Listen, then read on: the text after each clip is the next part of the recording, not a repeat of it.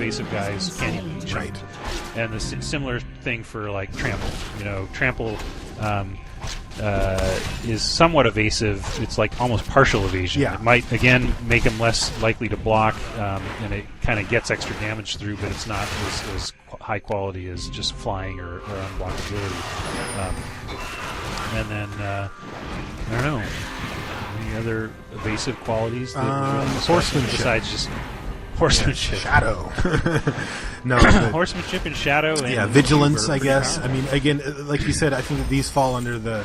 Like it's an interesting discussion, but we won't have it here. But just whether like those type of abilities that actually don't really change whether it can be blocked or not. If you consider those evasion per se, it's not really that. I wouldn't consider them evasion. I wouldn't either, but I mean, it's value. I mean, however you want to put it, those creatures are better than ones without that ability. So, they tend, that kind of thing. But a lot of it's defensive too. Like vigilance is more of a defensive, it allows you to block and attack, right? Same thing with first strike. You can drop a first striker and not attack and just hold him back and create really bad attack situations, making that ability often a defensive ability. And that's definitely not evasive in that context. I don't think we need to spend as much time on creature evaluation, because a lot of these middle category, this middle bread, the E and the A of bread of like aggro, whether it's aggro, advantage, dudes, dregs, evasion, all that stuff is talking about like creature evaluation. Pretty much. Limited resources number 56. We did a Back to Basics episode, which this kind of qualifies as well. But Limited Resources number 56 is an episode on card evaluation. That if you want nitty gritty on how to figure out where creatures fall in the pick order of things, and then check out that. But and you'll also pick it up just from listening to the show. I mean, we talk about this stuff constantly. But yeah, I agree. Just we can reference that one. We don't need to flesh out the full thing. I mean, I really think that the meat of bread. Okay, so the meatloaf of this is the first two is bombs and removal, right? And categorizing those properly and knowing where to take them. I mean, some of the stuff that we didn't even cover, for example, are bombs that are also removal, right? Because they often are. Also, Contagion Engine, one-sided wraths. There you go, Sunblast Angels and such, Horde Smelter Dragon, stuff that can kill stuff on the board. Drana. Was that. And also removal spells that are often 2-for-1s, right? Like Arc Trail, stuff like that, those gain a lot more value. They get bumped up right against the bombs when you start being able to trade 2 cards for 1 on a consistent basis. Skin Render, real tough to categorize him because he's a creature, he's efficient, he's removal, he's a 2-for-1 usually, in the sense that you're killing a guy and getting a guy, an irrelevant guy at that. So and he's nice because the even if they have some 4/4 flyer, maybe you just want to make it a 1/1. Yeah, you nullify and or kill something. So yeah, I mean, as you can see, there's basically it's an entire game of unique cases. I mean, there's just very rarely stuff that just fits very neatly into these categories. So that's why you having the ability, to work through this stuff in your head and to have the tools to do it is what's going to get you there. Not somebody saying, these are the bombs of the format, this is a good removal of the format, and here's your pick order for the different colors, right? That's just not going to get it done. You will not have fun, and you will certainly not improve as a player doing it that way. Yeah, and I think the more it doesn't make a cool acronym like bread, but the word I would use that almost comes after efficient evasive creatures is synergy. And because bread doesn't even attempt to address that. Right, and I think one of the things it tries to drive home in a good kind of basics of Magic way is that in Limited, things that aren't creatures or removal tend not to be that good. Like if they're not creatures, removal, or extra cards. Yeah. I think it's a reasonable rule of thumb to start there and say, in general, because another thing that newer players tend to do is put in a lot of stuff in their deck that's just do nothing cards. Classic life gain. Gain, you know, yes. one of the things that we pick on a lot is just they say, well, look, it does something, it's cool, but you know, and we're gonna you'll hear us talk all about that stuff about, you know, misevaluating the specific card, and then also underestimating how much value there is in the fact that it is a card. Like it takes up a card slot in your hand and your deck, and you don't want to take that lightly, and a lot of people do. Yes, the new players love Ornithopter because it's free. How could you not run 4 Ornithopters in your deck when it costs you nothing? Right, and they don't understand that the card, you know, could have been something better, and that's what it costs you. But you know, we had some technical difficulties in our last cast that didn't actually allow us to get into our main topic, which was going to be, you know, when is Ornithopter playable? You know, like, under what circumstances do these cards become playable? And the answer is synergy. Like there are times where cards that don't fall under the normal list of things you're looking for in a draft deck become more important because of how it interacts with other cards in your deck. And I think that a problem is when people overvalue synergy, when, you know, they see some 2-card combo, like, well, this life gain spell with this one other spell I have in my deck actually works. It does amazing things, but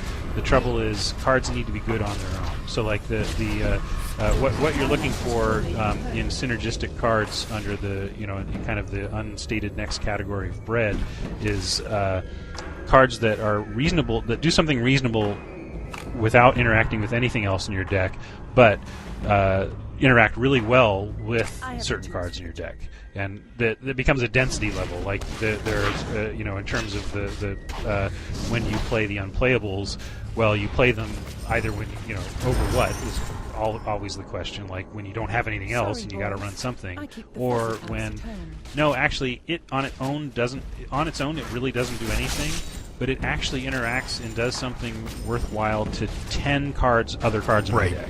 You know, then that's such a density of interaction, such a density of synergy, that then you can start to consider running that card, but don't fall into the trap of running something that's not removal, creature, or pretty clear advantage unless it's highly synergistic with a heavy amount of cards in your deck.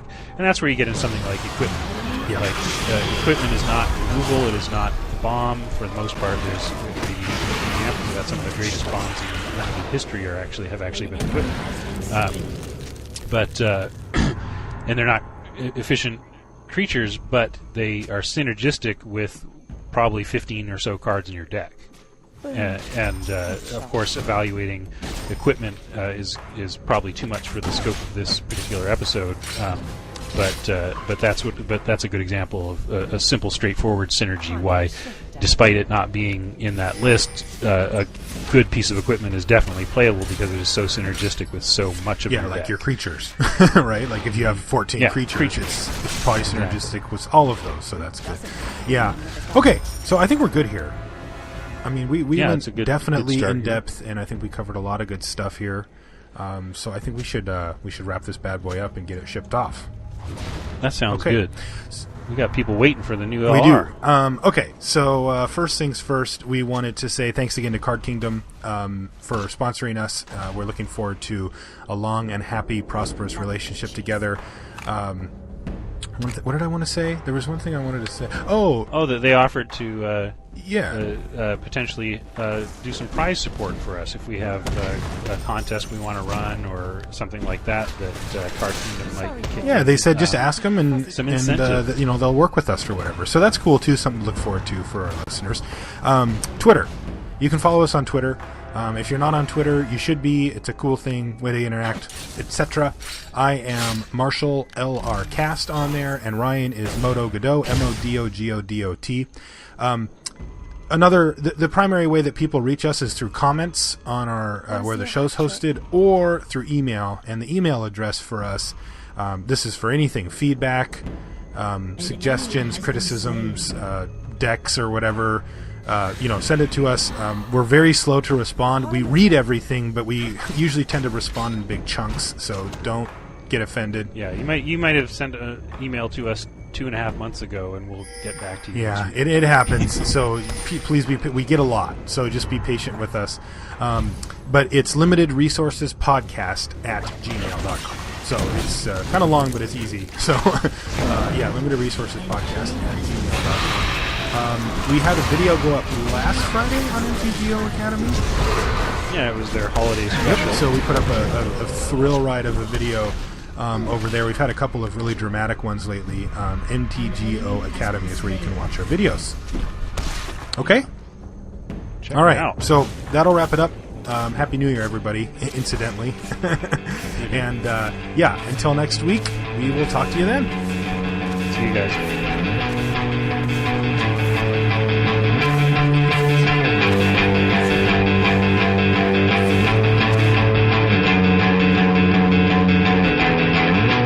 Right foot, followed by your left foot, will guide you home before your curfew, and into your bed.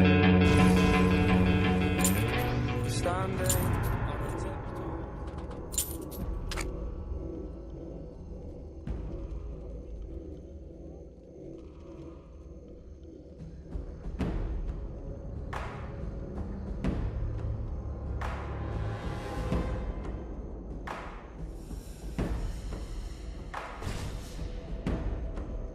Me?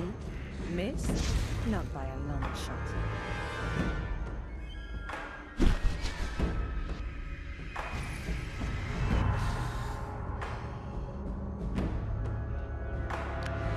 Let's investigate.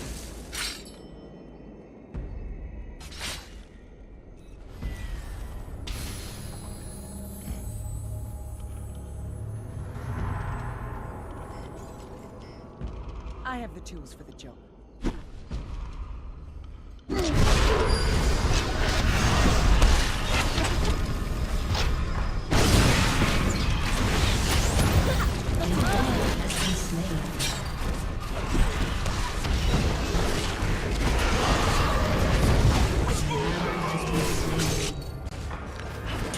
Want to see a trick?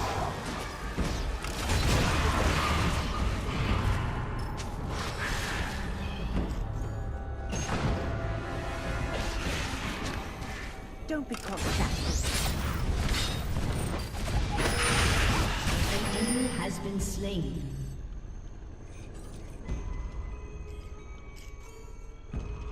Right.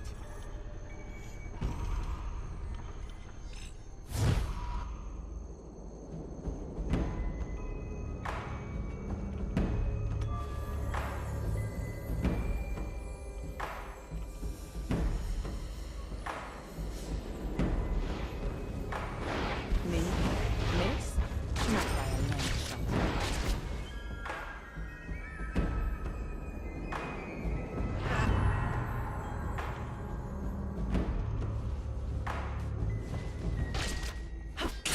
Hot on the trail.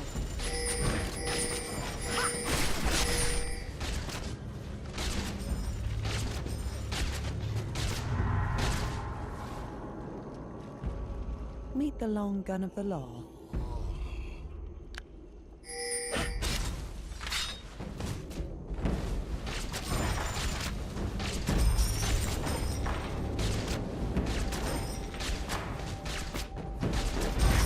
Time for a shakedown.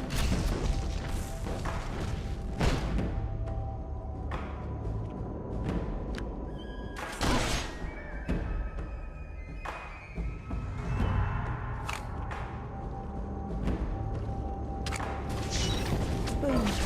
Headshot.